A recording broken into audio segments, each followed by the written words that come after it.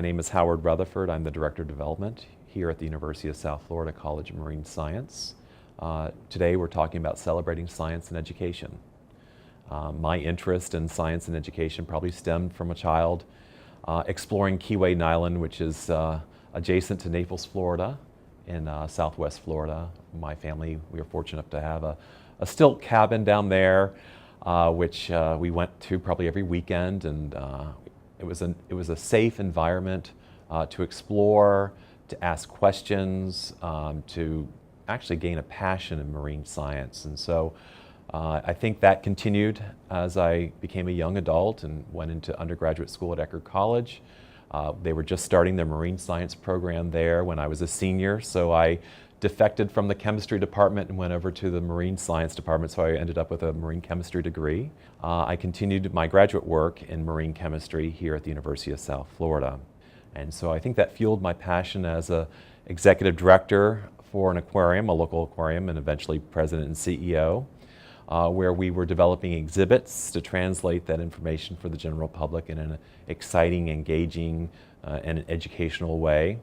And I'm fortunate enough now in my new position here back at the University of South Florida College of Marine Science to be able to continue some of the national and local initiatives that I've created. I've co-founded and continue to co-chair the St. Petersburg Science Festival, which is a celebration of science in our community, much like we celebrate art, sports, and music. So the idea is that it's a fun, festive environment, and we have grown to over 200 exhibitors, or, I hate to say exhibitors, but these are companies, these are colleges, these are groups that are interested in engaging families in learning about science, technology, engineering, arts, and mathematics. And so also have been able to co-found the Florida Teen Science Cafe Network, which our partners across the bay in Tampa include the Florida Aquarium, and down in Sarasota, Mote Marine Lab, where we're developing leadership skills with our youth. There are youth leadership teams in each of those three communities, including St. Petersburg, and they basically run the whole program from identifying topics of interest to them. We align their topics with the scientists, and we train the scientists to effectively communicate their messaging to kids, and they actually do a dry run of their presentation with the youth leadership team in one of their respective communities before they do the circuit. So each scientist presents 3 times at each of the different sites. And what we've seen is that, I think there's a way for us to humanize science and scientists, that bringing the scientists out of their house and home, and in the case of the Teen Science Cafe, and also in the case of the Science Festival, and also in the case of the Adult Science Cafe series that we run. And you're pulling the public out of their house and home, and you're pulling the students out of their house and home, and come to this, what we like to refer to as a third place, that there's some magical things that can happen. You're erasing those hierarchical lines that are perceived between you and scientists in that body of knowledge. And I think it, like I said, it humanizes the scientist, and it allows us to be free to ask questions that we may be intimidated to ask, or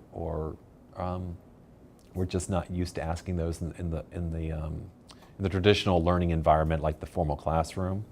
And so I think that's probably the most unique thing that is coming out of this, these 3 initiatives. We are in the 4th year right now of running the St. Petersburg Science Festival.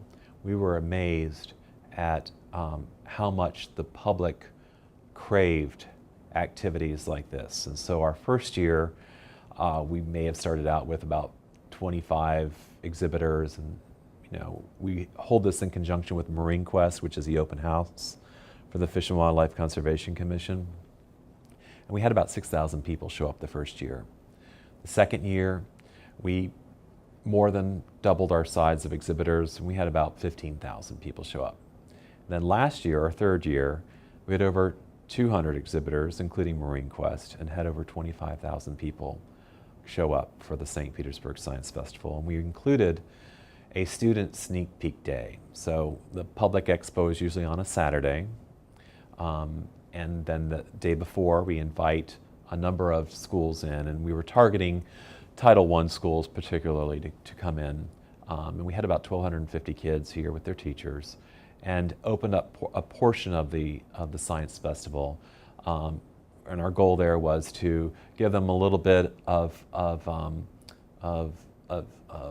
interest, and hopefully they would go home and tell their parents how much they enjoyed the Science Festival, and that the whole family would come back the next day. And so, you know, we're very happy with how the festival has grown over the past several years. We continue to expand our network and our partnerships, not only locally but nationally. And so the festival is actually part of a Science Festival Alliance group, and their headquarters in Cambridge, Massachusetts, over at the MIT.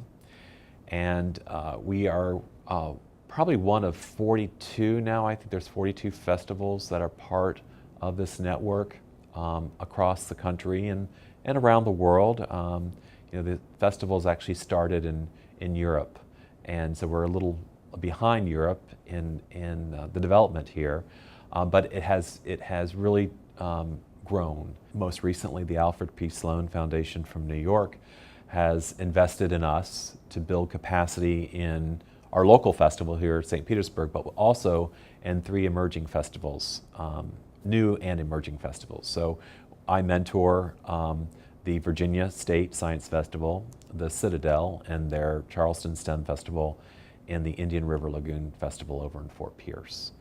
The idea that that we're taking this conversation out, the science conversation out, and elevating that the community's consciousness about science. And so it's always interesting for me to go someplace, at a restaurant per se, and you're overhearing a conversation in the table next door, and you hear science actually that conversation taking place, where before it may not have been, you know, cool to talk about science. I think now it's talked about at the water cooler, and I think that's what we wanted to achieve with most of these events, that after they go back to their workplace or to their home, and they're having those conversations. And so I think the outlook is phenomenal. Like I said, we've exponentially increased our attendance at the Science Festival. We're increasing our festivals that are coming online as part of our network. And you know, we had over 1 million people participate in science festivals nationally last year. That's an amazing number. I just see that it's going to take off, and you know, our job is to find partners, community partners, to sustain those activities locally, and then we should leverage our national partners to support. And I'll use Draper Laboratories for an example. Draper Laboratories is in Cambridge, it's in St. Pete, it's in Tampa. They support the St. Petersburg Science Festival at the same level they support the Cambridge Science Festival. And we all participate in the USA Science and Engineering Festival, which is a large festival in DC. It's over 2 days. They have 250,000 people attend that festival within those 2 days. It's just an amazing event. And I think, you know, with some of the media shows that are out there right now, you know, the Big Bang Theory, I mean, to have those celebrities make science cool now. It's okay for, you know, for kids to talk about science and to be nerds. I mean, it's okay. Nerds are cool today. And they've always had been. I mean, I think they're just getting their time right now on stage.